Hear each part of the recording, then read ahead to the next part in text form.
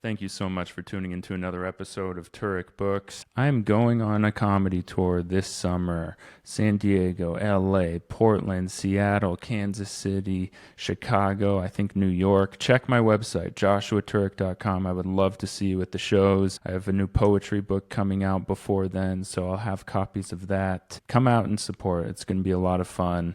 I'm thinking of calling it the Summer of Discontent Tour.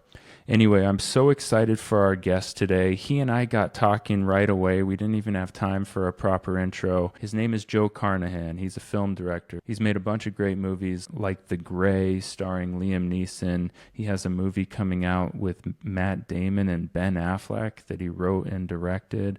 Another one with Kerry Washington coming out in a couple months. But on top of that, he's just a really cool guy. We've become friends on social media, and he's one of these people who can speak his mind about the world. He doesn't censor himself for the industry's pleasures. He's just a very relatable dude and was a joy to talk to. So without further ado, Joe Carnahan on Turek Books.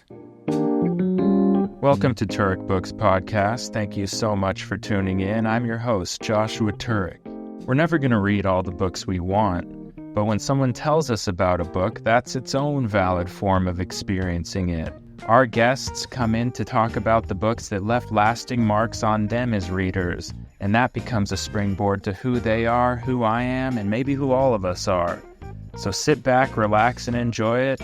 And who knows, maybe you'll end up grabbing a book or two. Maybe you've read some of them, and it's nice to hear someone else talk about them. We want this to be like a book club, but without the guilt.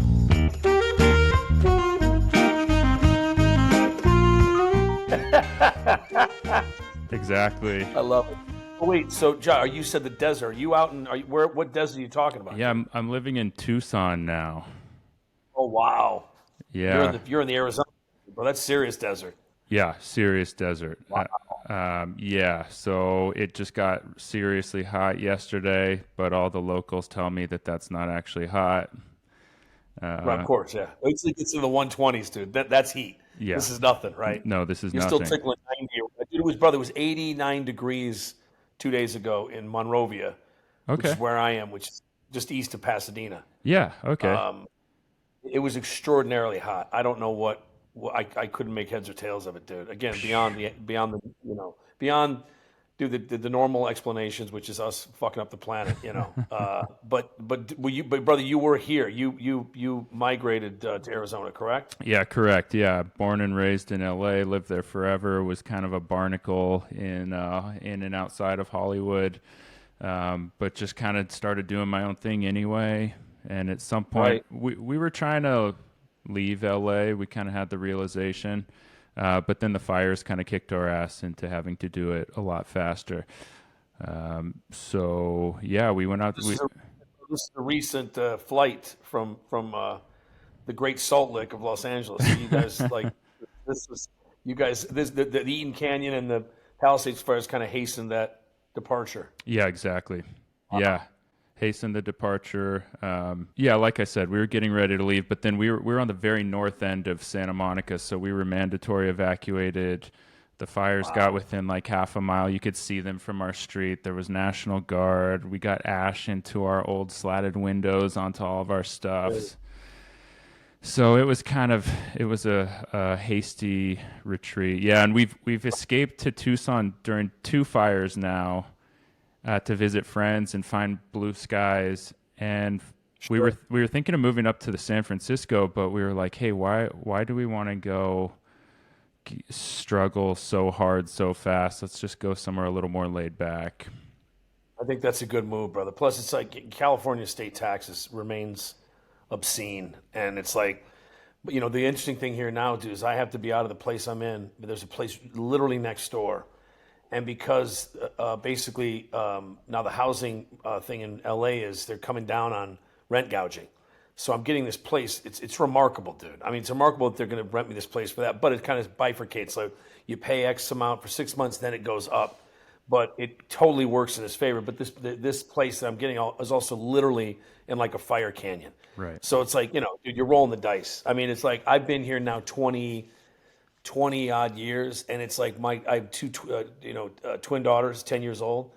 when they're out of high school, dude, that's it, brother. I'm gonna what's left of my advancing age is gonna be spent elsewhere Yeah. in Malta or Capri or somewhere where there's sun all the time and I can get fat in peace. But yeah, it's brother, it was the place that I sold 5 years ago up on El Medio in the Palisades near the Bluffs was gone. I mean, Oh, gone. wow. And now I'm reading this. So funny you mentioned this. I just read this article in the LA Times. They're considering letting that coastal region where it burned in Malibu, just that's it, not redevelop there. How crazy would that be, dude? That drive now up the PCH with no houses, because listen, the sea is rising. It's like Yeah. how long build a place? How long is it going to last? What do you got? 5 years before the waves are lapping up against your patio doors. It's like it's a really interesting time, and you'll probably know this book, dude. It's basically, God, what is it called? But basically, the author says, listen, anything between the ocean and the Santa Monica Mountains is kindling. It's always going to be that way. Yeah. It's like rainstorms on the East Coast. It simply is. That's just a part of that, part of California, and it's like you can build there. It's just going to burn. Yeah. And I think that's really interesting. Mike Davis wrote Ecology of Fear, and in it, That's it, brother. yeah, That's it. he has the case for letting Malibu burn. Right. That's it. Yeah. Yes. And I think he wrote that in early 90s. He says it's the most fire prone area in North America, possibly the world. Crazy, dude. Crazy. And that's what it's supposed to do. It's supposed to burn. But, Sure. I mean, you brought up the coastline, and then there's all the septic tanks that they got to get figured out. Those houses were kind of protecting PCH, the highway. And yeah, I don't think they will rebuild, because my friend Moore, I grew up in Malibu. I grew up on the lot of a burned down house. My mom put a trailer there. So the 93 fires, the old Topanga fires, she got it for $100,000, and we lived in a trailer, and the city didn't want us there, so we didn't have electricity. So I got all my Malibu bros still. We're aging bros now. But we're all aging bros. Yeah, exactly. We're all aging bros, yeah. Well, they started a community fire brigade because their houses burned in the Woolsey fire 6 years ago. And yeah, hearing them explain it, it's pretty fascinating. But what I love about them is they are owning the fact that, hey, we are choosing to live in a fire-prone area. This isn't some failure of government, which it is too. But you know what I'm saying. It's not some obscene thing. This is to be expected. And I think that if you kind of reconcile that this is just the way it is in that part of the California and along the whole thing with Caruso and Palisades Village, and it's like, yeah, guys, he saved those businesses. Who's going to shop at Erewhon and Chernobyl, which is basically what that is right now? It's like, bro, I was looking for a place near Eaton Canyon, and I took my girls to this great little house, but dude, the house directly across the street is gone. There's 8 to 10 homes around the area that are gone. And my daughter said, and it's like one of those things. It's like, Dad, this is depressing. And I'm thinking, well, it's more depressing to lose your home, but I get it. It's like, and then I start to think, well, listen, if you have ash swirling up and you have God knows what think of the EVs, bro, that burned in the Palisades. Think of what is that like, dude? Are you gonna move there and have your kids drinking that ground or bathing in that or swimming in that water for, I wouldn't trust it. There's no way. So it's No way. I can't think of my lifetime, especially in California. I moved from Michigan when I was 13, so I've been here 40 plus years. I can't think of a more devastating ecological, disaster than the current fires. Because the idea, dude, that I would say to you, hey, the Palisades is going to burn. You'd be like, that's insane. It'll never happen. You know what I mean? Like Pali High, partially Pali High, burn it. I lived above Pali. Like, no way. It's too dense. And then you think, well, it's what you said. It's like that. It's meant to burn. Those neighborhoods felt different. They felt separated from the mountains. There was enough of a buffer zone of streets and buildings that it wouldn't get there. But those Santa Anas, no one has ever stopped the Santa Anas. You can't. And now if they are moving faster and the everything's drier. And yeah, they got my great aunt, her house in the Palisades burned. She lived there 50 years. We're talking every generation of toxicity, from the lead paint to the asbestos to now the lithium-ion batteries. And Right. it's a big reason why we left too, aside from the fact that our place was damaged, was I don't want to be a sitting duck while everyone skips all the coastal commission and environmental rules to rebuild their mansions, and I'm downwind of that. Yeah, that's exactly what's going to happen, because for all of their ferocious, the way in which they enforce their ferocious kind of enforcement of the coastal commission's kind of zero sum. You can't. No. You're not going to get away with that now. People want to build there. You're going to be dumping hundreds of millions of dollars in that area to develop it quickly. And you're right. I don't want to be around, because they're gonna cut corners. They're gonna have to. Yes. Or they're just simply gonna abdicate this position of like, we're not going to build there. We're gonna leave it open. It's just gonna be public beach, which it is anyway, right? And I also think, dude, listen, it feeds into the entertainment business. It's all these little tertiary kind of things. Entertainment business bailing on LA. People not. It's like it was already kind of in its death throes, and then something like this happens. It just dude. But it's not just here. It's like my friend moved to Atlanta 10 years ago to be an AC, assistant camera person, and he was working. Now he just literally reached out and said, "I have to consider a new line of work." So I think it's crossed this. It's this country. It's specifically California. So it just, dude, it's just extending circumstances. It's like, and that's what I think is particularly troubling. Like, how does one redevelop that area without shortcuts? Right. And you say, if your kids are downwind or your family's down, you don't want to be in that, situation. Who would? No, they're still finding chemicals in Santa Monica Canyon. You brought up earlier the taxes in California. It'd be one thing if those taxes were getting us the social services and the environmental oversight. But, it's the 9/11 thing where they said, it's safe, come back in, start shopping. That's the answer to everything. Yeah. Start shopping. And then 15 years later, people are dying of cancer. These horrible, it's like the first responders are all, it's like, I think that, and this, I think what scared me out of the Eaton Canyon stuff, it's like, I remember one day after the fire, I took my girls out to Joshua Tree for a week. And I think the AQI was 167. It was nuts, brother. It was nuts. And if they're reporting 167, figure it's probably higher. Yeah. Right. I just don't know how one, and I grew up north too. You got the same. It's like, I don't know. You mentioned that. I think Bill Maher had said, every once in a while, Bill Maher will just have this perfect little kind of bon mot about things. He said, somebody said, well, do you want to pay more taxes? He said, no, I want the taxes I pay to go towards the things that are meaningful, like fire prevention, like, you know what I mean? Like, yeah. The fact that reservoir, both those reservoirs are empty, and then you've got Karen Bass it's like Keystone Cops. Like, guys, that is not a sufficient response. No. You can't just go, well, Larry, and then Larry, what were you supposed to tell Doug? And then Doug was supposed to tell Sally, and come on, man. We have enough of that writ large. Yeah, that's right. No one, it wouldn't be politically popular to fill those reservoirs during a time where there wasn't a crisis. People would be like, why are the Dems, what are they doing with the reservoirs? We need the homeless people taken care of, and so everything happens in reaction, and it's a terrible way to go about things because we live in such a polarizing, get you for any little perceived error Absolutely. world. And what Mike Davis said in that story is that we end up everyone else in the city ends up subsidizing the wealthy people who choose to live in these fire-prone areas.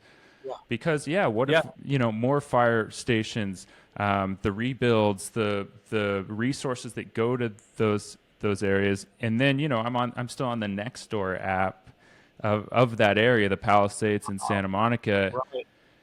And if LA is the most individualistic place in the world, then the Palisades is the epicenter of that, and it's just tough. It's tough. I mean, don't get me wrong. Yeah. I have friends who've lived there 30, 40 years. They're middle class. They bought a house at the right time. They can't buy one anywhere else. And they are a part of a community. But the me first thing is plaguing our culture, and I think in no greater place or no greater than in that place. Brother, you said it. I say the same thing. I said we are at once totally reactive and almost not proactive at all. Like, we forgot how to be proactive. We Yes. just rush in afterthoughts. And I think that what you said is me first. I've never seen a culture that was more, everything was for a mirror. It's all for a mirror. It's just for a mirror. Let me look this way and act this way. And it's all for a mirror. Social media is a mirror. Let me look at myself, stare at myself. I'm telling you, dude, we've reached this kind of obsessive vanity and this almost insidious level of vanity where Yes. it's like, it can't, and again, and it's personified by these idiots right now that like this whole signal debacle. Debacle doesn't do it justice, that word. I mean, how does one, and again, dude, I find like, listen, I always say this, I'm a centrist in a place with no center. You know what I mean? It's like you're way over here or you're way over there, and I find them equally despicable. You know, and I don't know how. It's like I was in Australia last year, and you know, dude, Australians have you get fined if you don't vote. They tax you if you don't vote. So what it does, Josh, it creates a natural centrist flow of government, which is boring but effective and efficient. Right? They didn't know, dude. I was at dinner with them. The Australians, they didn't know any of their own politicians. They knew Marjorie Taylor Greene. They knew Lauren Boebert. They knew Ted Cruz. They knew this, that, and the other. You know what I mean? They knew Bernie Sanders. They knew all of our, and I realized it's like, have we just entered this is a completely separate discussion, dude. This kind of Barnum and Bailey circus-like, if it's not salacious or it's not titillating or it doesn't drive, ooh, what's going on, that we can dig in, we're not interested, right? We're simply not, we need some sort of Christians versus the Lions. We need combat. We need bloodletting. We need all these things to kind of satiate this kind of societal. I don't know what the hell it is, man. But it's troubling. And I've got, like I mentioned, I got 2 daughters. I don't know what the hell to tell these guys. You know what I mean? I don't know how do I prepare them for a world that seems utterly foreign to me in my 50s? What proactive measures do you apply and supply your kids? Yeah. To tell them, guys, this is largely nonsense and bullshit. And what do you tell? And what do you? Any solutions so far? Brother, I don't know. Do you have kids? No. See, I think, dude, I think you just have to listen. We have somehow turned empathy, compassion, and kindness into the sworn enemies of human evolution, and I don't understand. You know what I mean? And I think you get these people now. I mean, brother, the fact that we've got that human society now has the return of flat earthers and fucking Nazis should shame us for the next millennia. You know what I mean? Like, what in the fuck, forgive my language, are we doing right now besides a rampant, like, fire sale level of regression where we just don't, science doesn't matter anymore, truth doesn't matter anymore, empirical evidence doesn't matter anymore. It's just your opinion. Your opinion passes as fact. And that's what I have to tell my kids. You got to be kind, you have to be patient, you have to be compassionate, you have to help people out when you can, right? And you have to be on guard. You have to have your hands up because it's like liberalism is now some sort of slam. It's not slanderous to call someone liberal. Well, it didn't used to be that way.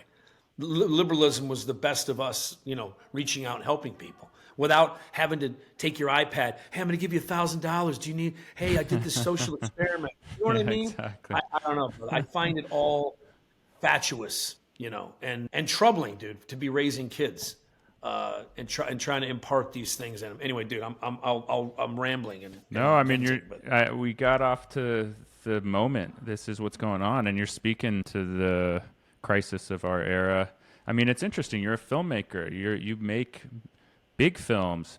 You see entertainment for its good qualities and its bad. And some of what you're talking about is its bad. We got hooked on entertainment, the bread and circus of things. And so Yes. we're addicted to being entertained. Donald Trump is the most entertaining man probably in America. And that's why he's leading America. He's a reality TV star who's incredible at captivating people and using fear and divisiveness. The worldwide wrestling of it all, which I think he's been on too. Yeah, exactly, dude. Only it's real and it's consequential. Well, and that's the thing. We don't know what's real anymore because we're existing in a surreality. Until. And again, I guess that he provides some balm to people because they look at him and go, he's just like me, but he's not like you. No. Yeah, he was a rich kid. He was a trust fund kid. He got staked to $400 million. If Donald Trump had never done a thing in real estate, he'd be a lot wealthier now if he just sat on his money and put it in T-bills, So you've got, I have kind of, I used to have very kind of vociferous opinions on this whole thing. And I just kind of laid back. So I'm like, you realize you're not going to convince, pride has made these people impervious to truth. And you know what I mean? Yeah. And then, you're elite, or you're an elite if you point out, and you think about Josh, had that signal thing happen with the Biden administration, you'd be peeling Republicans off the Capitol dome, and Fox News would literally melt off the face of the earth. You know what I mean? It's like it's the reaction. It's the percentage of reaction. I mean, it's been 2 months, dude, of this. It feels like it's been 17 years of this shit already. You know what I mean? It's just it's exhausting and insufferable. And I think we just have to. Dude, I won't allow an extra drop of cortisol to enter my bloodstream anymore. I'm too old to be, you know what I mean? I just have to go, guys, listen, nature will sort this out. It always does, right? It always does. It's like adaptive radiation. Either they'll make it or they won't.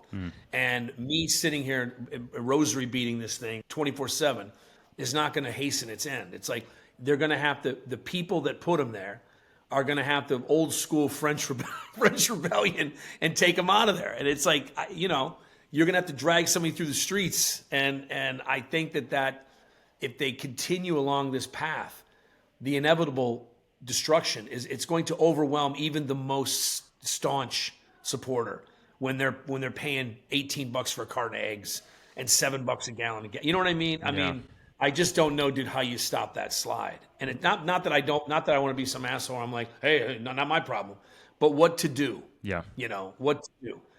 No, we are one hamburger shortage away from pandemonium. I mean, look, you want to talk about what do we? I mean, I'm a leftist, and I'm like looking at guns. Dude, I'm like, brother, okay. Listen, I don't, like my mom is probably the biggest lefty I know. I mean, she's like, it's so funny, dude. One of the books I'm reading is like Chomsky. It's like the myth of American idealism, right? And brother, you talk about the OG libertarian socialist, in Chomsky, but like, you're right, dude. But I'm telling you, Josh, I don't think it's going to be. I think it's going to be. They're going to go after the Bezos and the Musks and the Ultra. You know what I mean? Because they're going to realize. It's so funny, dude. Charles Barkley said something recently. Everyone's about Barkley's just a font of like great quotes or whatever. Yeah. And he said it's always been about class. It's always about poor people fighting amongst one another and the great kind of shadow play that creates that scenario. He's absolutely right. And I think what we need to be doing now is just looking for binary code, zeros and ones. Don't overcomplicate something. You know what I mean? Because they want to jump on you for you're a lefty, or you're a liberal, or you're this, or you're that, you're a Democrat. I'm an American, man. I think a lot of people have forgotten what it is to be an American. You know what I mean? It's like, we're not these kind of, we shouldn't be entertaining or excusing fascist fucking behavior. We shouldn't be excusing Jackie Robinson's military records being removed from the Pentagon. What in the fuck are we doing right now? You know what I mean? Well, you're speaking to American ideals, but the American practice has been a very different thing. And I mean, you brought up how skewered the Democrats would be getting had they made this blunder. The Republicans are so much better at messaging, and in the sense that they also are better at identifying our problems. You got Steve Bannon talking about techno-feudalism and oligarchs, but he's not doing it for the right reasons. He's doing it to accelerate whatever sort of level of control that his side wants. But I mean, Donald Trump is an inevitability to what both parties created by operating under corporatism and oligarchy. I mean, we all know that. Charles Barkley's saying it on TNT, which is a miracle, actually. But the corporatists and the oligarchs, they feel so secure that they could even sell products. Parasite, the movie, what a genius movie. If they can make a buck off it, they're not afraid. They didn't get afraid until Luigi did what he did, and that's a whole other thing. Isn't it funny, brother? Isn't it funny? The Kyle Rittenhouse and Luigi Mangione, boy, there's much different take on that, right? You got Fox News saying, this Mangione kid needs to go to jail for the rest of his life. Wait a minute, but you had to get out there shooting protesters. It's like, bring that same smoke to. But the thing is, dude, it's so, Josh, nakedly hypocritical that to point it out just drives you nuts. I know, it drives you nuts. It just drives you nuts, you know. But to go back to what you said, I had this conversation with my brother, and he was talking about, listen, the amazing thing is that Donald Trump, if he wasn't such a monomaniacal, narcissistic douchebag, could really do something that no American president, think about, dude, suddenly NATO is rallying around, you know, Germany hadn't paid its 2% since 1989, right? Like these countries who'd been, literally, dude, it's like when they would, it's like you're getting these lessons on socialism from these guys. Why don't you have a national health care? Because we're too busy building fucking jets to patrol your borders, right? He's got that. He's got this, suddenly Egypt has a plan for Palestinian, you know, suddenly it's like the Middle East is like, well, wait a minute, and they send it back. No, not good enough, right? These things were not happening. But because he's such an asshole and he can't get out of his own way, if he came out, Josh, and said, you know what, I've done horrible things in my life. I've committed horrible acts. I've abused people. I have acted in criminal, and I'm realizing at the end of my life, I need to redeem it. I need to do something right. And whatever may happen, I apologize. And it's a full-throated, sincere, as much as possible, capable of being sincere. Dude, the guy would have a 90% approval rate overnight. If people thought that he was really, but dude, because he's an infant and an idiot, and didn't get enough affection from Fred Trump, and I think the favorite son died. Drank himself to death because he didn't want to be around Fred Trump. We're paying for all that. We're paying for a childhood of, you know, of lesser than, you know, Trump always wanted to belong to the elite in Manhattan. He was never going to be that guy. But if he did that, dude, can you imagine? Like, the groundswell, right? There it is. Give the guy. There's your screenwriter. There's your filmmaker. There's your character arc coming out. But real life tyrants remain remain tyrants. You know, it's tyrants, we don't, you know, we don't.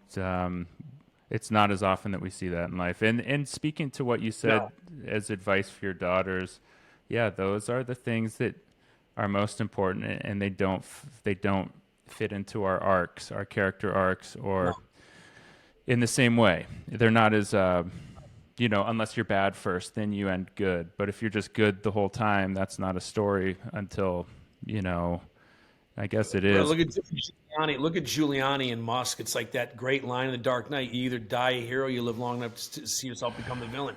That shit is playing out and has played out in real time with these guys. Yeah. You know, it's like if Musk had gone away after SpaceX and Tesla and just faded into this hermetic Howard Hughes-like existence, he would have gone down as one of the great characters of the 21st century, right? The guy where are the hermetic billionaires? Bring them back. Go hide out with your shoe boxes and your God knows what. It out like 6 inches, and it walked on shoe boxes and ate cold soup. You know, where eat in jars? Where are these guys? Can't we get one? Where are the real personalities? You know, why do we have these assholes? You know, like what did Bill Burr say? Not Forever 21. Oh, Hot Topic. Elon Musk dressed like he just left a Hot Topic. It's like, but there's another guy, man. Like, you know, you give someone like that level of power and that level of money, and you're going to see the worst. You know, Donald Trump having a used car commercial on the.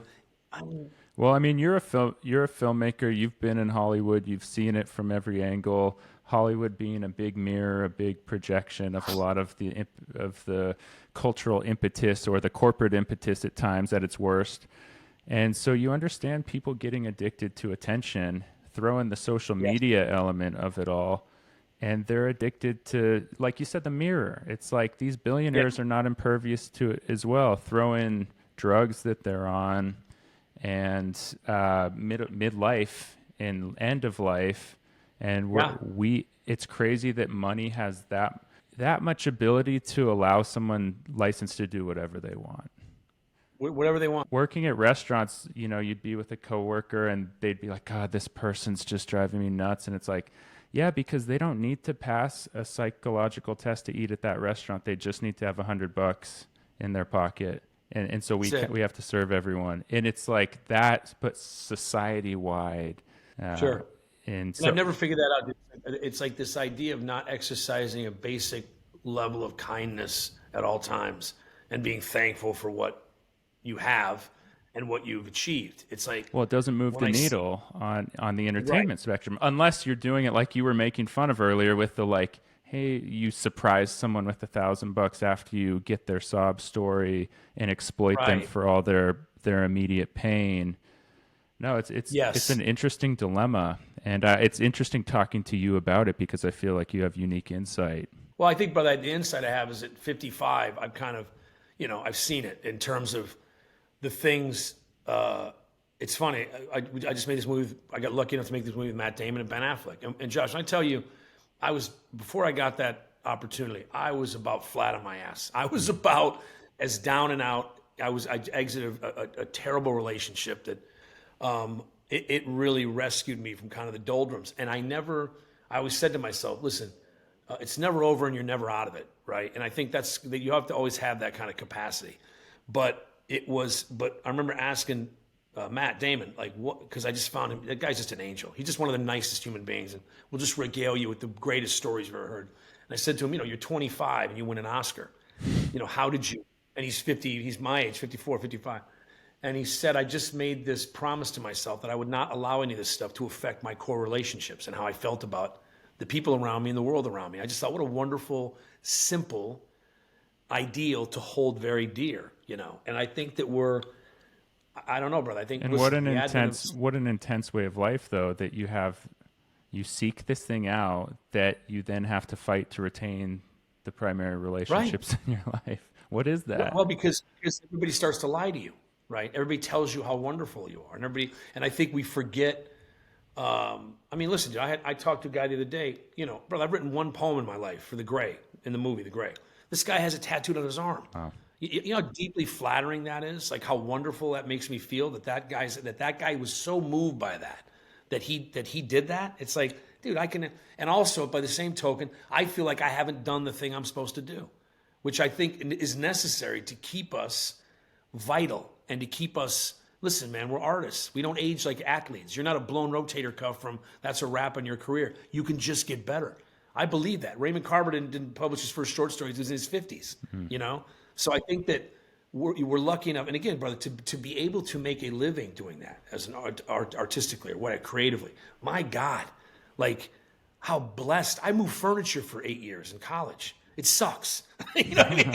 I still have it inside of my hands where I take hump straps and take triple dressers up spiral staircases. That's never that far from my experience, dude. It just never is. Well, that's why that's kind of, I guess it takes us to our intro of the episode. One of the reasons I wanted to have you on is because, we found each other on social media. But then I think what struck me about you is I saw a video you made for, as an alumni for like Sacramento State. And I was like, okay, this guy's been somewhere real. He's been around humans. He's been around people. College, yeah, What's that? I said JUCO, junior college, and state college. I was a terrible student coming out of high school, man. I was unmoored by, but I had my mother, God bless her, who's still with us, who I adore, who gave me my love of books and movies and music and also this kind of inability to make excuses, and just like, get after it, honey. No one cares, and I'll never forget watching when Walter Payton, who was one of my favorite football players, retired. And he announced at 45 that he had really aggressive liver cancer. And he still looked great. He still looked like he put on pads or whatever. I remember watching the news conference with my mother. And one reporter said, Walter, what do you make of a world that would do this to you? And he said, just absolutely placid, like stone faced, the world owes you nothing. And my mom was so moved by that because here's a terminally ill man kind of saying the world owes you nothing. And that kind of summed up her approach on things, and so it gives you this abiding sense of yourself, the moment, and what you can do within that I think is so critical. I think it's that line in Glengarry Glen Ross, what is our life? It's 5 minutes from now, it's 5 minutes before. Where is the moment? And I don't think we exist in that as much as we should, and remind ourselves, I'm just thankful to be here, And these kids going to Sac State at 18, 19 years old, man, dude, what a time, what a terrifying time, but what a wonderful, at the same time, moment to be alive and experiencing this life and doing the things within it to try to make it better and become more well-rounded and read. You know, this is why I love this dude's going on. Nobody reads, you know. So yeah, these sometimes it's just the very simple things that retain the greatest level of value and importance, I guess. Yeah. And so you said your mom was a big reader. Is that who sort of sparked the fire Yeah. for you? Yeah, man. She said, because she said she knew I wanted to write. And I say this to my daughter, Olivia, she wants to write. I said, babe, great writers are great readers. You know, you have to read. And I try to, I'm sure you do, dude, avail yourself of as much literature and different kinds. Like I'll show you just the books I've got here. So Yeah. I've What do you got got? Chomsky, Kaveh, Akbar, Martyr, which is a tremendous book. Werner Herzog's book. This book, James Ellroy, Breath, is amazing. And then, brother, I'm a giant Christopher Hitchens fan. I love Hitchens. I find him to be, we could use a guy like that right now. Like we could use that level of intellect and that guy's voice right now more than ever. But you know, this is I like to stay in touch with that stuff. And I don't, as I'm sure you do, dude, you don't get to read as much as you'd like, and experience, the pleasure, dude, of just sitting down with a book, because the phone, you know, the ubiquity of, I do it to myself. I try to put this fucking phone down. Yeah. Find a book know. that's more addictive than your phone, whatever that book is, even if it's dragon, porn, fantasy. It's Fine. gonna take your mind and imagination somewhere better. Yes, Like dude. you imagining Trump with a redemption arc at the end of his life. It's like that spawned through exercising imagination. Otherwise, you're taking the Sure. world at face value and you're not finding solutions to things. And, you know, talking about the world owes you nothing. That's so true to, if you've ever been lost out in nature, you feel the indifference of nature. And if you've been lost in the marketplace, you feel the indifference of the marketplace finding your way in the world. You're talking about getting your dream job. But then there's the in between, which is like, yeah, but we can take care of each other. But how do we figure out how to do that up against terrifying nature and terrifying market Right. forces that are beyond us? And that's where the Yeah. books and creativity and new solutions come from. And even I if agree, they brother. aren't, you know, even if it's just to help you cope. Yeah. Yeah. Listen, I don't want to, I said earlier, like, I don't want to flood my system with cortisol any longer, worrying these things and fretting these things. Ultimately, they have their own lifespan, you know, like this level of outrage and this level of criminality, and this level of absolute apathy toward the rules and system of law will not last. You can't show me a point in modern history where it hasn't imploded at some point and pancaked like an old, you know, Vegas casino. So I think that you know, in seeking the solace of a book or the creative process, it also allows you, I think, to become more at one with, you know, the circadian rhythms of of the you know, the world around us, and kind of Yes. how you relax into that and flow with that, and without sounding like, you know, overly new agey. But the day we stop evolving is the day we start dying. And I mean evolving at all times, thinking of new things, trying to see listen, if we were able to entertain different perspectives, we wouldn't be in this fucking, you know, shit house right now, you know, trying to fight our way out. If we just allowed for, bro, the very basic forms of civil debate, like, you know, guy, that, you know, the earth is not flat, and I'll show you, we'll prove to you, you know, it's like, but allowing for the vacuum of personal opinion to replace empirical, immutable facts and rules. Brother, there's nothing to do in that. Just to go, guys, hey, guys, you know what? Have the place to yourself. I'm gonna wait in the car. You know what I mean? Like, Well, have you seen the Adam Curtis documentary, Hypernormalization? no. Okay, you can find all of his stuff on YouTube, but he talks about Putin and Putin's right-hand man in Russia and how his right-hand propagandist came from the theater of the absurd, and how they use absurdity to overwhelm the truth.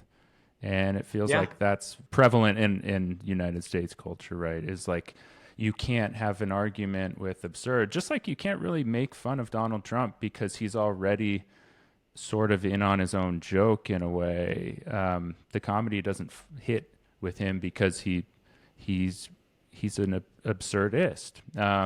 And so it's He's a caricature of a human being. You know, he's not a. You know what I mean? It's like he exists in this bizarre, Bosch-like.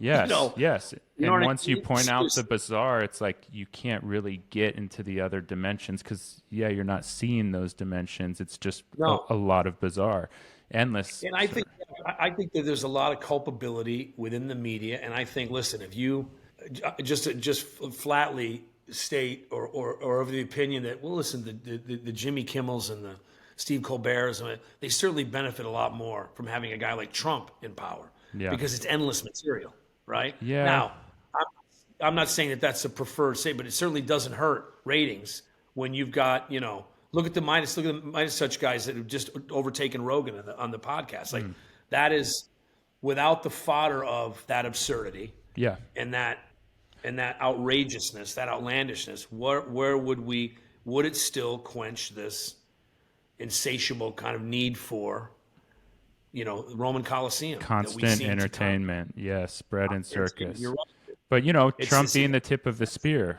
you could speak to the media with all the ills Biden perpetrated, you know, and it's never his fault. Never, you know, and it's like, so the absurd happened with Biden too. The billions of dollars of weapons and wars and cruelty he genially supported have been totally sanitized by the Kimmels and the late night host to the New York Times and beyond. Like we really got a peek behind the curtain of how empty that apparatus is for speaking truth to power. Oh, brother, listen. You're talking about Joe Biden was an unspectacular career politician. I'm sorry, he was like, you know what I mean? He was a stuffed suit that played the Scranton, you know, hard scrabble up from nothing, kind of a bit of soft shoe, like you know, again, like a politician, like the polish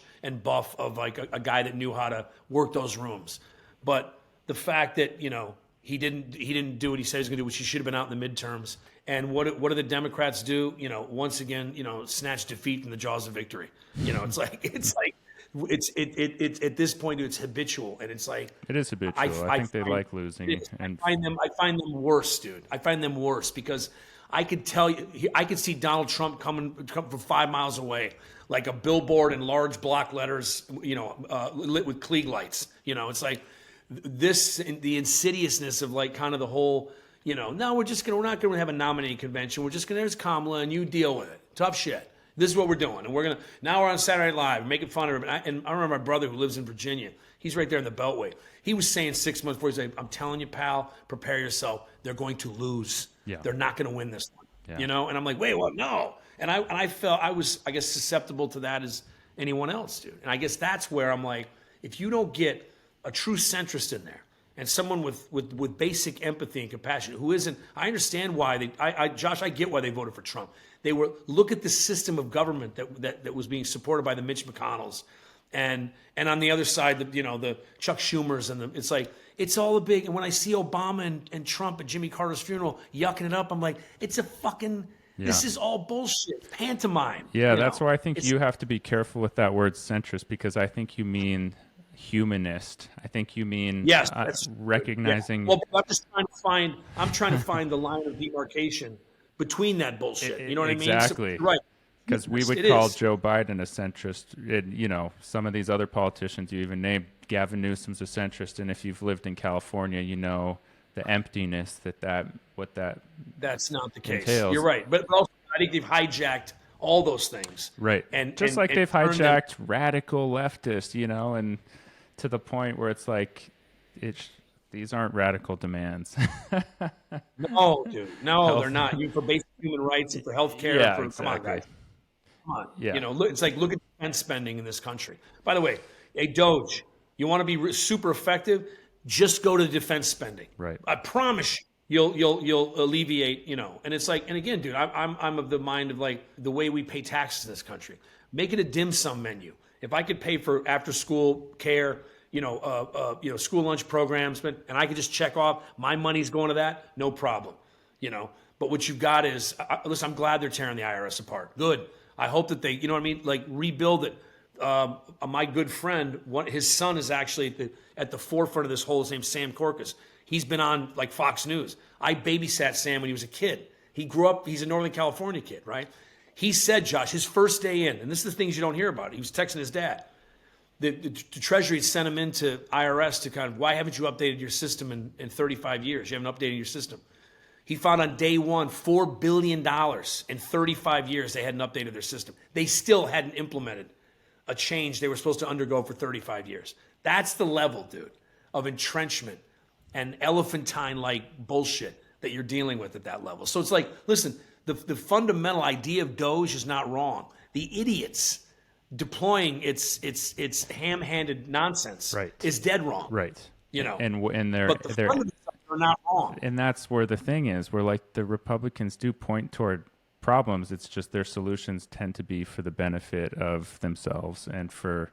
Yes. And when I say themselves, I don't mean your average Republican working hard, doing what they want to do with their belief system. I mean, you know, for the wealthy, what we're calling the oligarchs now, gutting the public sector because it doesn't work, because it's been made not to work. You know, it's just this ping pong of like no one actually addressing, human needs and all that. But you have a Noam Chomsky book. Maybe that's a good jumping off to hear why you brought that.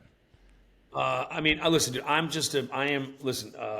Chomsky is, as you know, a devout libertarian socialist kind of, dabbling in neo-Marxist, but Chomsky is also to me one of the great, as a guy who's a linguist, that's his primary occupation. It's like I find his writing fascinating about again, brother, particularly U.S. foreign policy, which is fraught with butchery and savagery, and he points out the obvious that the hypocrisy which we engage in, which is like, the shining city on the hill, is far from it. And I think that understanding, dude, that this broken system is still our own and has to be rehabilitated like everything else. It's like, I guess what I always come away from Chomsky with is this great understanding of things, and yet there's also this kind of dystopian nihilism about you're never going to change the way the CIA operates, the way U.S. foreign policy operates, because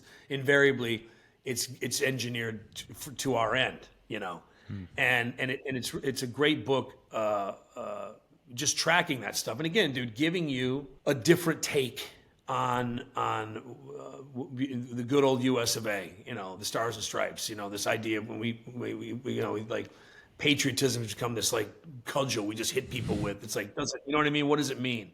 And I find that and it's probably going to be, he's up there now. I don't know how many more books he's going to write, but I just find this one in particular, it's pretty grim, but it's also a great glimpse of who we are, and not just now, brother, going back to, Herbert Roosevelt and the Shah of Iran and you know what I mean? And Teddy Roosevelt and kind of these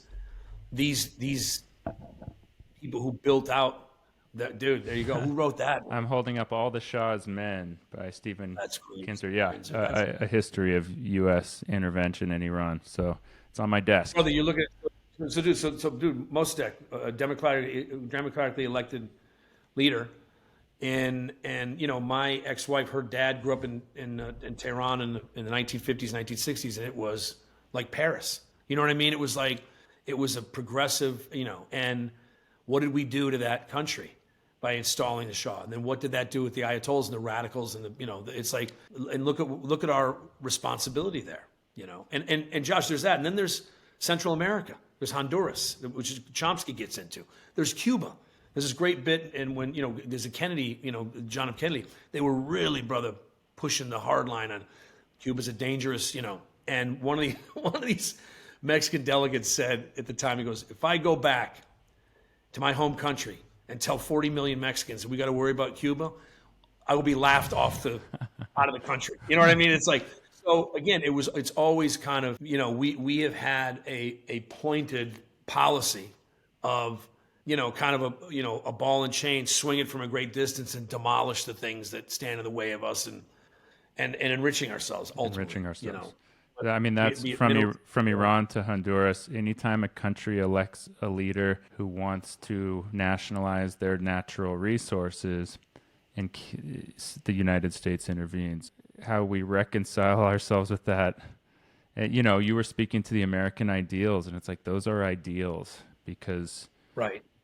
ideals viewed best through interactions between you and the common man, because our leaders certainly have rarely upheld those ideals. Well, brother, we don't. We also don't have. I think it should be a compulsory thing that every American, every 2 years, has to travel to a foreign country. You have to spend, and I think the U.S. government should pay for it. Not like not in a dime in an expense account or whatever. You get a set amount of dough set aside. You take your family on a vacation for a week somewhere you've never been. You don't speak the language, and you experience the culture. And then you come home and by the way, for that you'll get this tax break, or you'll get this. You're incentivized to do something like that, so that you see the world, you see the way other cultures operate, and you're not so dim-witted about the idea that we're alone in this world. We are not, man. We are not. And I think that jingoism, dude, and that isolation, that xenophobia, has deeply affected and rotted the roots of what we're calling the American ideal. What is that? Right now, dude, it's something like when I at a ball game or whatever, when Star Spangled Banner, Pledge of Allegiance, or dude, I take issue with it. I got a little bit of a problem with it now. You know what I mean? If you just want empty posturing, okay. Because I don't want to look like an asshole, but I find it. What does that all mean now, guys? Well, no, what does it stand for? And the military jets. If you're listening to this in another country, they fly military jets over a lot of football games, and the military pays to do that. They pay for that, and so it's this commodified propaganda, basically, for the imperial project. Right. Which is, and I don't know that that's ever ended, brother. I think it's like, listen, when Trump comes in and makes these overtures and says these these kind of what you'd think would be these silly dismissible things about Greenland, he's being dead serious, man. He's not that guy doesn't know what irony is. Like when he says it, that primordial goo in the middle of his brain is what's powering that. So I think it doesn't end, man. The idea of manifest destiny, it just spreads globally, outward, right? Well, and I don't think that these wackos, lefties, to understand that. It's like again, Chomsky's book. I can point you historically to these things being true. These are not made up. These are actual things that took place. Oh, it's things that the U.S. brags about doing. They can't help themselves a decade after the fact to show everyone how smart they were engineering the ruin of. I just read a book called How to Hide an Empire, and his whole thing is like after World War II with all the logistical routes, and they just use this soft imperialism, the English language. There's a McDonald's in 150 different countries, and so you didn't need to take over Greenland because you already had them economically and whatever. But Trump's proposal seemed to harken back to an earlier mindset of like, no, let's physically install ourselves there. Even, the deal he cut with Ukraine and the minerals there, it's just like, I mean, I think that's one of the beauties of Trump is he unmasks the agenda that's been there all along. And can't help himself from speaking it. But yeah, it is interesting, the idea of like, no, we actually want to physically take the territory now instead of just hamstring you with debt through the World Bank until you need us to send our corporations over there, which is ultimately what they did with Iran. They're like, hey, we'll get rid of the terrible deal you have with Britain and we'll bring in our private companies. But the private companies, they are the government here. Exactly, dude. Exactly. By the way, the corporatization, as you mentioned, that's the new military-industrial complex, right? That's what it is.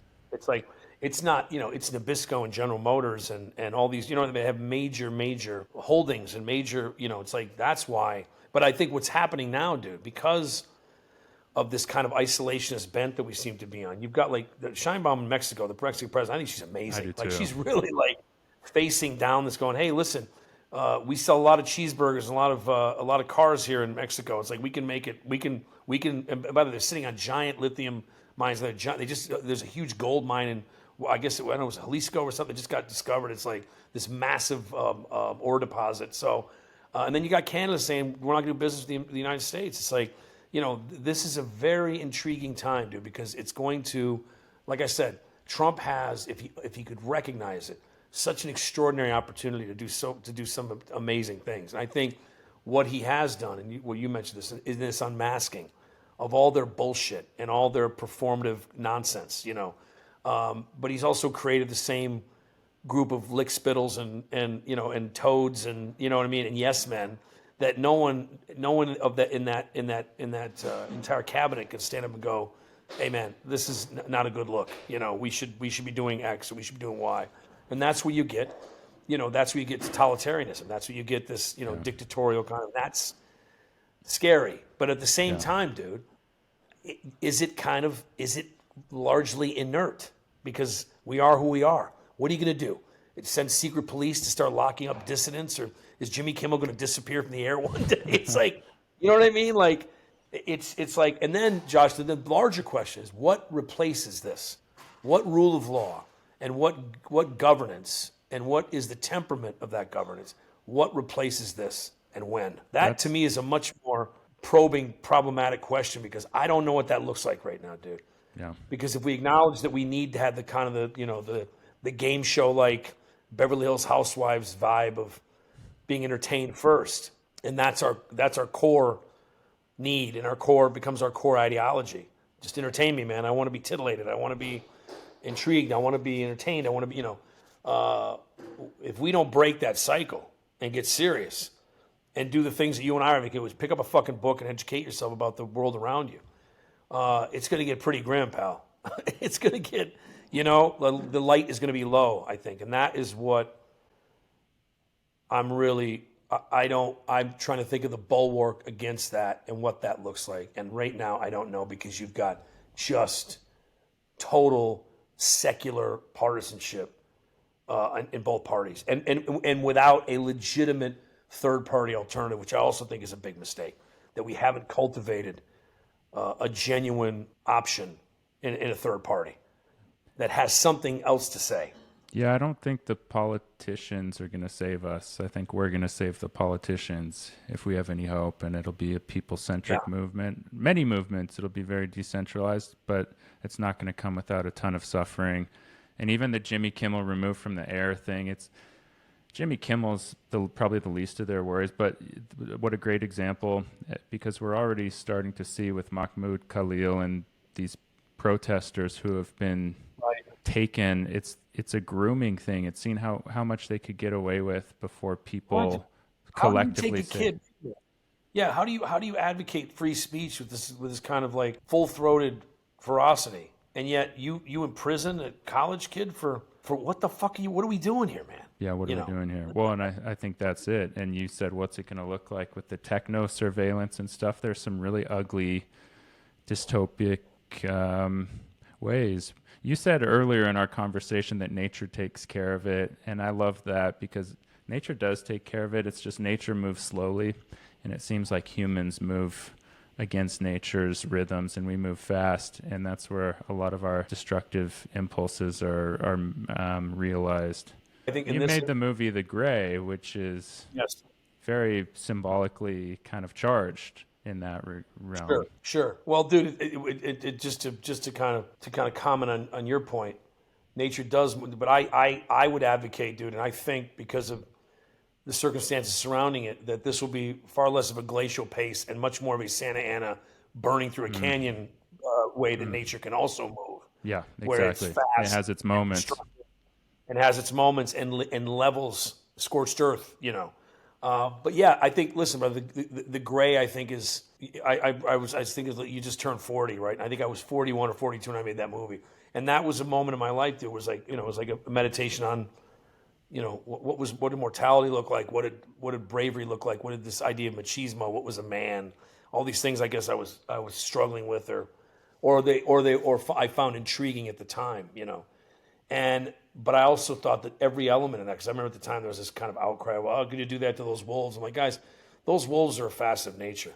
Those wolves don't give a shit about you. You're slow down and you're bleeding and they're hungry. That's it. You know what I mean? Like, yes, there's tremendous beauty. There's also tremendous savagery. That is the yin and yang of nature. And you can't have one without the other. You have these glorious sunsets, and yet you've got, a bald eagle eating its young because it's not, you know what I mean? So it's like there are oftentimes more complicated arguments that people want to engage in or indulge. They get because they don't like the way it makes them feel, you know. But I found that movie in particular to be such a great kind of runestone of like, I had so many opinions by people much smarter than me on what that movie meant to them or what it meant to, you know what I mean? I think anytime you do that, dude, it's such a joy. It's such a pleasure. By God, you're so lucky to happen to you in your career where it's like it made people think and it created this kind of little individual crises. And I've had the most amazing conversations with people about that movie that I never would have thought would reach people like that. But it's one of those things that, you know, it kind of marks my time on this earth, right? It's like, you know, but I don't pretend to be able to recall the reasons why, because I was 41 years old. I'm 55. I was a different guy. You know, I made a movie called Narc when I was 31. I know I was going through a divorce, dude. But to ask me like, what did this mean or what did that mean? I don't know, man. I could guess for you, but I'm much more interested in hearing what somebody else has to say about it. That's always more fascinating. When you brought up, you know, the first thing you brought up is you were going through a divorce, or when you were 40. You know, it's like these creative endeavors don't belong to you. What belongs to you is that time that you're going through them. And often what you remember of that time are the humans in your life and your interrelationships. And so, yeah, my friend was messaging me about how hard it is he's making a documentary about the Palisades fire and a baseball team. And he was talking about how hard the business is and what the response could be to things. And we just sort of settled on the fact that, like, no, when you and I made that little movie together with no one but us, like, what I remember is our time together. I don't remember the outcome of the movie or what it was even about. I couldn't tell you one line from that movie. It was just that we created a micro world. You said your movie brought out these little crises in people for them to explore. And what a beautiful thing that it like unlocked all these things that they had to then address and reformulate. Again, it's like reminding however it hit them, Josh. I think these are as individualistic as the DNA in our bodies, right? It's like, it really is. It's like how these things, I had a guy tell me, you know, when my dad was dying of cancer, that was the movie we watched. And it got me through a really rough time. It got me through, and I thought to myself, I can't imagine how that would be because I know you know what I mean? Because I have just my own specific memories around it. And then the vagaries, like you say, of making it and being out there and understanding at the time, having the presence of mind enough to know that we were having this extraordinary adventure, but we happened to be making a movie at the same time. You know, we were on a mountain where it got to be 38 degrees below zero, and you know, you're out in it, and you're confronted with these things about nature and about the severity of it, and you know, getting knocked off a mountain. The mountaineers come to us and go, "We got 10 minutes, and we're gonna be snowblind. We got to go." You know, and you realize like it wasn't. And that, my God, I experienced it. And I was like, I get why people just sit down and die. You can't see anything. I can't see my hand in front of my face.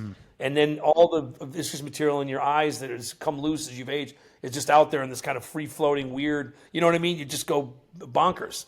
So, you know, you're reminded of all those wonderful things, and then you talk to somebody where it moved them in that way. And that's what it's about, dude. If it can be about that, that's, I mean, by God, what a phenomenal byproduct of art, of creativity, of whatever that may be, of a story, you know, that you sat down and churned out and then went and made, and then it reached people in ways you could have never imagined. You know, it's great. Oh, because it's like the people making the movie are more interesting than the movies ever will be. But the people who watch those movies don't need to know that, because it's much more coherent, the movie that they're getting, than the life you all experience together. It's just really cool. And so I don't want to forget about your books, because I feel like you and I could we go could go off forever. This is another one that I'm reading, which is which is Martyr. Martyr. By Kaveh. And this is an extraordinary book, dude. What's it about? You get those. It's about a guy named Cyrus Shams, who's an Iranian American who came from Iran when he was a child, and lives in Indiana. So he's a big Indiana Pacers fan, and just his life as realizing that he's gay, realizing that he's coming into his kind of sexual mores, kind of evolving into this kind of young man, and Kaveh Akbar is like in his late 30s. He's a remarkable writer for being as young as he is. I mean, it's pretty intense, the prose. But it's really due to a series of his mother, Roya, imagining her on the plane that was shot down by U.S. warship over Tehran, thinking this is 1988. I remember this, dude. The U.S. warship shot down an Iranian passenger jet and killed all 170 people on board. And her recollection being on board and looking out the window and just seeing these two little lights heading toward but he's writing in this very almost like scatological way, but he encounters this woman at a art installation in New York who is in her dying days. And so she's inviting people to sit with her and discuss her impending death. And what it's about is him trying to, as we've lived a useful life, he wants to create a useful death. So it's not like a Wahhabist martyrdom. It's a guy, I just want to have a death that I think was useful and successful. It's wonderful, dude. It's not a big plot-driven, like I said, it's very scatological at times and very kind of stream of consciousness, but he's such a brilliant writer, and his turn of phrase is so unique. It's really worth reading. It's funny, I got this recommendation. I don't know why. Something like Anthony Jeselnik, the comedian, was talking about his favorite books, and he mentioned Martyr, and I'm like, that sounds great. It sounds like I'll often go for a book that I would never read. You know what I mean? Because we've all got our like, nope, I love these kinds of books, whether it's crime fiction. I'll go for a book that I normally wouldn't read, and this was one of them, and it's great, man. It's really good. It is so fascinating the channel these books get delivered to us. It's its own language, and it's like when you hear a friend telling you about one of their other friends, you got to meet so-and-so, and you can almost read between the lines that like, whoa, I'm not going to like this person, or I'm not going to hit it off with this person in the way they think I am, just from some vibe. Right. Similarly with books, Anthony Jeselnik, comedian who is a big reader, yes, that came through because of a whole bunch of things he'd already proven to you, or something like. Right, because I liked his stand up, but I think it was like he was like running these down. I think he said, I read 89 books last year. I'm like, you lucky son of a bitch, you can read 89 books. But it was just Martyr that kind of popped out. I'm like, wow, that's really cool. Like, that sounds like, again, it's something that I should seek out because it's nothing like I would normally read. That's so cool. Yeah, and I thought that was, but it's just one of those, I can't recommend it more strongly. It's just really, it's beautifully written. And it's one of those books where you go, wow.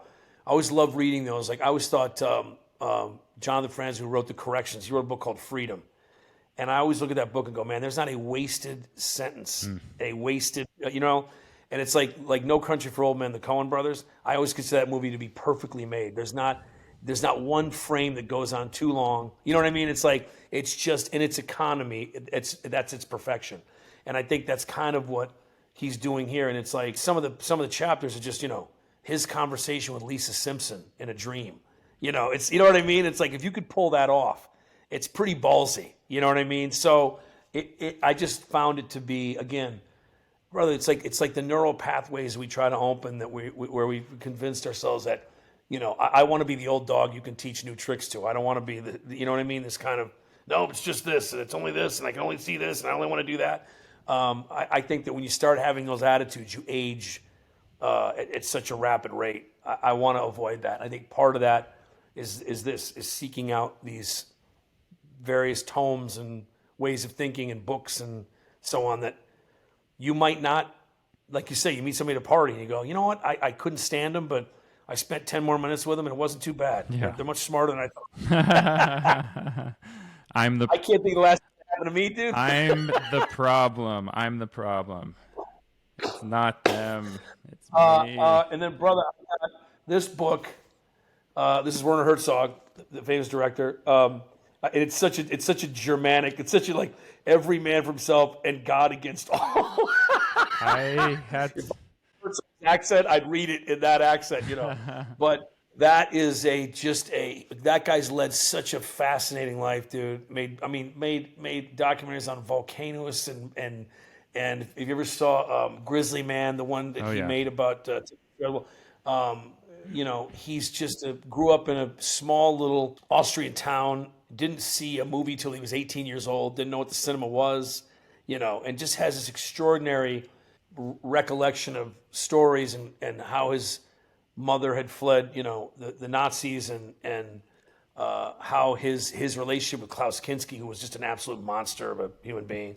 But again, dude, but Herzog is a remarkably good writer and assayer of these things. You know what I mean? Like you'll read some books, you go, God, this guy's just got it. It's just that natural proclivity with language and the sentences where you go, God, that's good. Man, that's good. The way you describe that, the way you describe, dawn breaking over these mountains, it's like, that's so cool.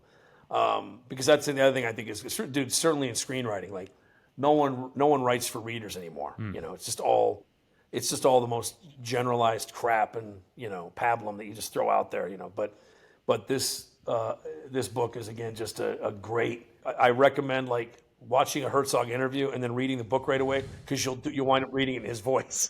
Yeah. That distinctly kind of Austro-German, it's great, man. It's good. Yeah. But again, dude, I don't get enough time. I don't spend enough time. Like I've had these books for, like 2 months now. And I'm like, get through them, and I've just been busy. But it's like, I try to keep the TV off. I'm not watching a movie. I'm old now, so if I try to read at night, I'm asleep in 20 minutes, so I try to get up early, like 5 or earlier if I can. Because apparently I don't need as much sleep as I used to need. But I find that time is the best time to read. Yeah. Early in the morning. You know what I mean? Where do you do it? You go to a desk or a couch or in bed? I'll go to a couch and I try to get up. I don't like, if I lay down and read, I invariably just get tired. Yeah. I have to be sitting up and kind of in a nice chair, and I have to be focused on you know what I mean? It's like, reading is not a casual engagement for me.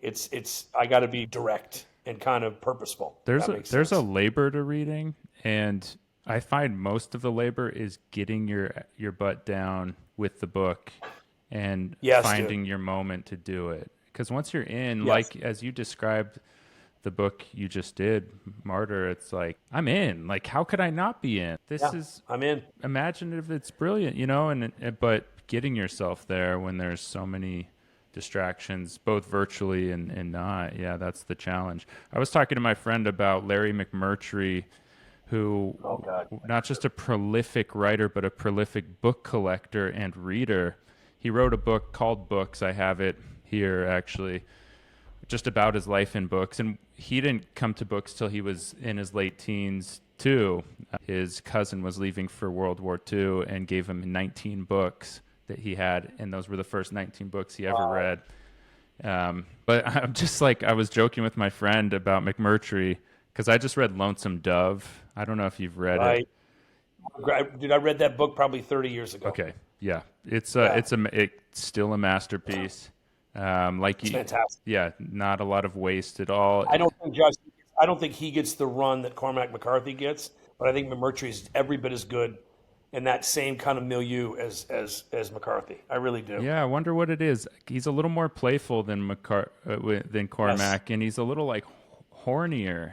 Yeah. He's yeah. He's like a little more flirtatious, which is like maybe people don't take him as seriously because of that flirtatiousness. But I love that. That's like this, the sugar, that makes it fun. But the amount he was able to do in his lifetime. I think it helps that they're probably more intelligent than me as I compare myself, but also, dude, they were also these are like. They were still of that extended generation of like the man of letters, right? Yes. Like they were still of that kind of ilk. And I think you did this stuff to entertain yourself. You didn't have hundreds of channels in the phone. By the way, brother, all their friends weren't influencers; they were writers. Right. You know what I mean? They were surrounded by heavyweights. Guys that could. You know what I mean? Think about that time of like even like thinking about Updike and Gore Vidal and like, Hitchens talks about that. It's like, these guys were serious intellectual. These were big, heavyweight, kind of, and even on the other side, William F. Buckley and like, this kind of like the political writers of that day. It's like these were opinionated, deeply felt, colossal kind of intellects, man. James Baldwin, it's like you got guys back then that were like, you had to have your shit together. And I think it's not the same. I'm trying to think of a recent, what I would consider a book that's come out that's kind of like, okay, this is by someone who is regarded or regaled as kind of an intellectual, and we should all read, and without it sparking like, fuck these guys, you're not better than me. It's like, you know what I mean? It's like why I go back and read Hitchens, and if you've ever heard God Is Not Great, or his book on Kissinger, and dude, his book on Mother Teresa, the missionary position, is so fantastic and funny and gruesome, and but you had to be able to handle a sword, for lack of a better word, right? And I think that's not the same. But I think that as we saturate ourselves with these works, we just become better artists and yes, and more humanist. I believe that, whatever they may be. And dude, listen, the fact of the matter is, it's a shame we're never going to read the amount of books we want to read in this life. We're just never going to get to them. And that's a shame. But what you said too, it's like finding that time. That's 90%. It's just finding your moment and sitting and going, okay, for the next 45 minutes, no phone, no noise, no nothing. Let me get into this. And I find that dude, I can't take those journeys enough. You're making me recall, I had that moment yesterday. I got a new couch, or an old couch, but whatever, a futon. It's really cool. I'll show you it actually. It's like cool, like Navajo. That's great, dude. I get on there and I'm so not on my phone. I'm reading Kid Congo Power's memoir. He was a queer punk. He was in Gun Club. He played with Nick Cave. He lives here in Tucson too, so I hope to get him on the podcast. But loving it so much that I didn't realize our dog had escaped our house, and someone had found them and was calling us that they found our dog. I got so absorbed I didn't know my dog was gone. It was completely enmeshed in this book, and that's you're like, oh, the level of reader we want in this world. That's what you want, dude. You just don't want to endanger a canine in the process. Obliviousness to the creature you care about the most. You asked me, do I have kids earlier, and I just gave you the simple answer of no, but in my mind I was thinking I have a dog who I love. Yeah, man. But dude, like I said, when a book can get its hooks into you like that, it's the best, man. I mean, how transformative, that it could absorb you to that degree, because I always know where my dog is. And I think he snuck out when I went through our side door to get some laundry off we got a clothes drying rack because it's so hot here in Tucson. Clothes dry like that. Great. It's really cool. But I love the smell of clothes that dry in the sun too. I don't know why. They're a little starchier. They're a little, they got that great smell. Great smell. Yeah, smell of the sun. How do you beat that? But you're right, they are a little starchier. Yeah, I love that, dude. Cool. I love that. I don't know why that is. It's the heat. It must be the heat. It's funny, dude. I'll share this with you because it's the drawback of kind of, I and my brother, huge James Ellroy fans. Read the LA books and White Jazz, The Big Nowhere, Black Dahlia, and I was introduced to him by my mom. He really became a formative kind of force, and really, I think, taught me a lot about the screenwriting. And my brother and I did an adaptation of White Jazz, I think is really great. But in meeting Ellroy, and I'm telling you, it's the reason why you never meet your heroes. I found him to be an asshole. I found him to be kind of a sexist, racist. Listen, this is no great. I mean, I haven't spoken to James in 15 some odd years, right? So it's like, it was really, and I don't say this as some sort of like knock on Ellroy, but it was like, I don't mind.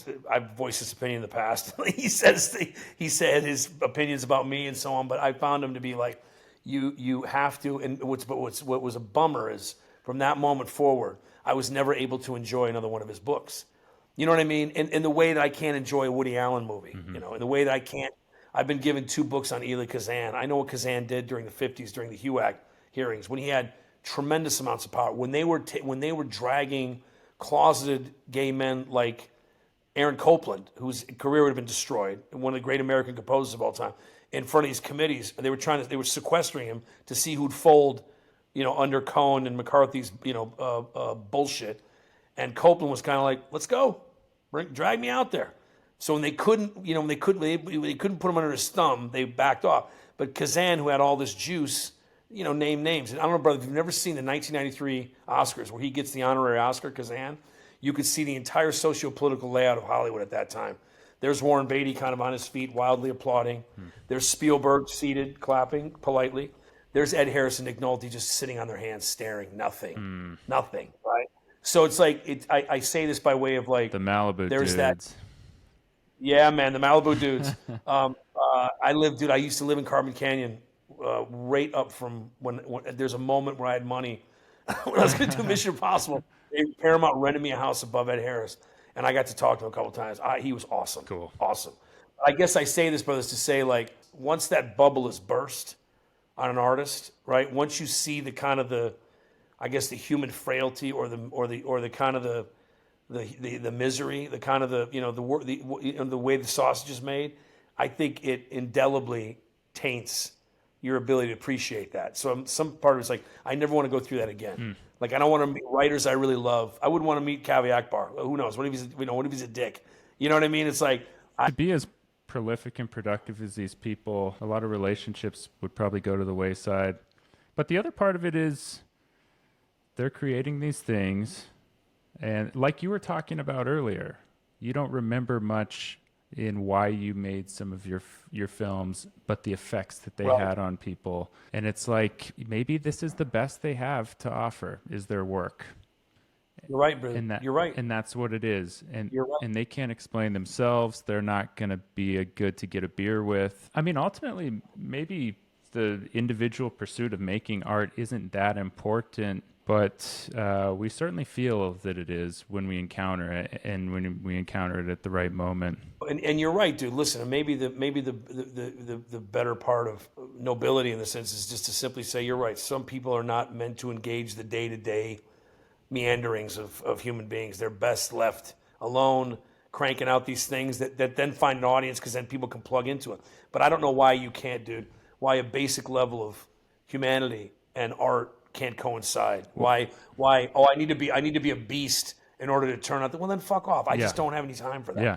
I don't. Well, but what they're doing is they're creating products, entertainment products that match the impetus of the capital marketplace, which is like, yeah, and I think about that with Herzog, who I love the Volcano documentary, Grizzly Man, I love, but then I think about it earlier, a little more, and I'm like, well, a lot of what he says is about how terrible nature is, how inhospitable it is. They're cautionary tales.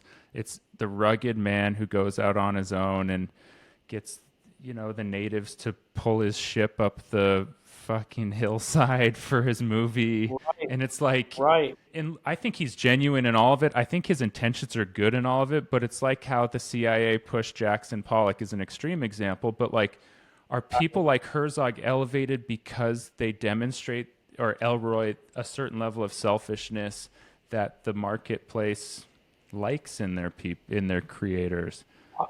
Listen, dude, I certainly think I certainly can make an argument, a compelling argument. It's just an argument. I mentioned Herzog's, friendship and his 5 or 6 movies he made with Kinski, who was a known piece of shit, rapist, scumbag, who Natasha Kinski disowned, and his other daughter basically said this guy was sexually abused me from an early age. It's like, I failed when you're someone who seems as erudite and astute as Herzog, that these things would be missing, that you wouldn't be able to assess a guy like Kinski and go, he's bad news. And I don't want to be, the juice is not worth the squeeze in terms of whatever artistic contribution we're going to make is not worth the weight on my soul of being around a monstrosity like this man who, died thankfully at 65 of a shuddering heart attack. That's good. At least nature fulfilled its, but yeah, it's like, without, listen, man, when I'm saying this and when you're saying this, the vibe that I think I'm getting from you, and hopefully the vibe you're getting from me, is these are simply these are not critical assessments. They're just observations. Yeah. I find it difficult that you wouldn't know that. And if you did, why would you not react to it? Yeah. And why would you swear off? I never want to work with this guy again. I know what he is. And I think even recently asked Herzog, and he kind of said, he kind of was a bit dodgy and a bit like, well, I wasn't aware of, all of this. And it felt a little stranded somewhere between insincerity and bullshit. Well, he also, you know what I mean? He also happened to live with him at a very young age, right? And so he was kind of his hero in a way. Like, it's in the book, dude. He destroyed every piece of tile in this bathroom because he was pissed off that they didn't. But also, he lit up the screen. And what does that say about lighting up a screen? Is that like, yeah, we've been conditioned to extremes. We were talking about it earlier. And it's like, yeah, this guy lit up a screen. Like a lot of these problematic people, they light up a screen. And you can watch them for an hour and a half to 2 hours. And not every person you can. But is it worth it? And that's what I grapple with as I sit in Tucson, self-exiled from a city that never wanted me in the first place. And so it's real easy for me to criticize. I'm telling you, brother, at 40, you don't you're coming into this. I'll tell you this, dude. And I mean this from the bottom right. You're coming into this extraordinary time as a man, as an artist, because it's just at 40, man. I just started seeing the seams of the curveball. I could see it break. I knew where to be. You know what I mean? It's like, and I think that I believe staunchly this idea of time served and of putting in the hours and the Gladwell thing about the outlet. You do something with enough repetition. Listen, if you're going to be a sprinter, you sprint for 30 years, you should be a pretty good sprinter. You know what I mean? It's like that to me is kind of where you're, like I said, I think we only get better and you're only evolving until you decide you're not. And you allow the kind of the societal mores or whatever the fuck, it's like when this happened to me, Josh, when I got ripped, like Ben Affleck told me, because he'd been through it. He said, all you do is you wave and you smile and you welcome in all your old best friends. Because suddenly, phone's ringing and I haven't heard these people in 8 years. You know what I mean? And I keep saying right now, I keep calling it, I have right now prom queen energy. It'll be over in 10 months. I'll be cold again, right? And it's how you kind of process these moments. And it's the importance that you give them. And I don't give a shit one way or the other. I don't care. I don't act any differently. I'm going to continue to do my thing because, thank God, I've done it for a long time. I like to be good at it. I want to stay being good at it. And that requires its own, and this is evidentiary, dude, only to the individual. And if it's got to be, like I said earlier, it's to the mirror, then it's meaningless. Who the fuck are you doing it for, man? Right. My daughter, years ago, my oldest, I got a 29-year-old, she said, when she was a kid, she's got 11 or 12, and she's on the internet. She goes, Dad, this guy is crying. She said, these guys said you were the worst filmmaker, the worst writer, and you were terrible, and your movies were terrible. And I said, baby, let me tell you something. If they knew what your old man said to himself in the mirror, they would never bother critiquing me. You know what I mean? You must be your staunchest supporter and your most vicious critic. And those two things have to coincide and coexist, Yeah. And I think that is where, but again, dude, going back to what we were talking about, it's just difficult for me to excuse. I can't overlook what I know someone's nature to be. Yeah. If there's compelling enough evidence and in a vast enough amount of it to go, this guy's a shot. I don't want to, I don't want to read your books. I don't want to watch your movies. I don't want to listen to your music. Yes. I can't listen to Michael Jackson. I used to love Off the Wall. I love that album. It's hard for me to listen to Michael Jackson. There's too much stuff out there. I go, I'm uneasy about it. It's a bummer. It's great music. I get kind of. Well, you want to be in a village with people who are working for the village, right? It's like totally. And in the village, they would correct someone, give them a few chances to correct, or they would get them out of the village. Out of the village. And you've clearly worked with enough talented people who are also nice people that you've understood that, like, hey, we could all be pitching in to create these alternative worlds together and explore creativity together and not be terrible about it. But there's a respect, a mutual respect. There's, you know what I mean? There's an abiding respect. They know how to treat other people, everybody, not just the people that can help them. Right. Not just people who can assist or aid them. everybody. And that is the measure of who we are as human beings. How do you treat everybody, man? I'm nice to everybody. Somebody holds the door for me. Somebody, in LA now, I've developed practice. If I'm holding the door, I'll look to see who's coming. I've gotten to the point where it's like, nah, I'm not holding it for you. I'm not going to get a thank you. I guarantee you've got a face. There's not going to be any gratitude expressed at the end of this little gesture. I mean, I've been out of LA. I grew up there, lived there my whole life, pretty much. 2 months out of it.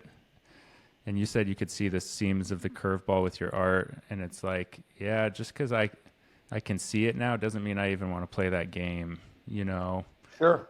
Sure. And it's... But I think, Josh, you allow for whatever's coming, dude. You allow for that. Yeah. There's a great Fellini quote about, and the great quote about all I need to make a film is to be open and available to all things at all times, and for someone or something to oppose me. Now I used to need desperately the latter portion of that statement. I don't now. I need the first part of it. I need the part just to be open and available, and whatever those currents are, and whatever those vibes are, and whatever those things are, to be able to enrich myself from them and adjust accordingly. That's cool. And I don't need the grief, dude. I used to need something to grind off over, some causality that I would have to fight off. I'd say I don't want to do that anymore. And it's like the no assholes rule. I just don't want to be around people that are rude and disrespectful and don't know how to conduct themselves as primary human beings. It's like, you know what I mean? Fascinating. I mean, it's just fascinating, almost like the schizophrenia of it all.